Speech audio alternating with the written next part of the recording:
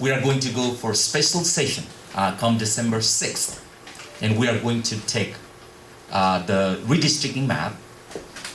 Basically, governor has his one map, and independent commission will have his map, and there will be the fight. It won't be easy. Like two of the professors already mentioned what gerrymandering is, and we'll be looking at it, and we'll make sure that representation matters. And let me talk a little bit of history of this gerrymander. If you know or interested in history, by the way, I'm teaching American history this year, so then it's more refreshing. Jerry, governor of Massachusetts, his first name was Jerry. He had signed a redistricting plan long before. We're talking about 1812. Let me tell a little bit the history of our state.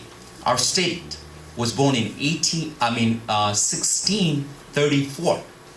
The Maryland General Assembly is in session since 1635, and we're going to go to 444 General Assembly session.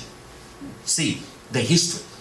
Long before before Jefferson came and they declared the independence, our state was fighting against America. You know, those civil war and stuff like that. Our General Assembly was already 150 years old. If you look at the United States, I don't see the flag here, there are 13 stripes. Why there are 13 stripes? One of the stripes is our stripe, 13 original states. So we are so proud that we're such a historical state, and I'm so proud that Asian American communities, they are choosing this Maryland and our county home every day. And Jerry had signed a redistricting plan that gave his party a big political advantage over the Federalists that time, and to a map of one particular irregular district that looked like salamander. Then later on, artist Gilbert Strutt added a head, wings, and claws. And later on, a newspaper editor published the term, gerrymandering, and Federalists popularized the term. And in gerrymandering, what happened? Two things happened. Number one is packing. Packing is put all these opposition and draw the lines and put them in one district. In a way, it is safe for you. Another way is cracking. Cracking means you crack the opposition, right? You crack the opposition, in that way you could win. Cracking means dividing an opponent voters into other districts to weaken the opponent's voter base. And the Supreme Court has rules that congressional district must be compact and contiguous. Our job is that, right? If we don't like, as Councilman Julian Jones said, there should be a representation, and representation matters. So I'm so thankful to star scholars, two of our bright professors who have been helping our community. They are the full professor at Morgan State University. I would like to thank their advocacy.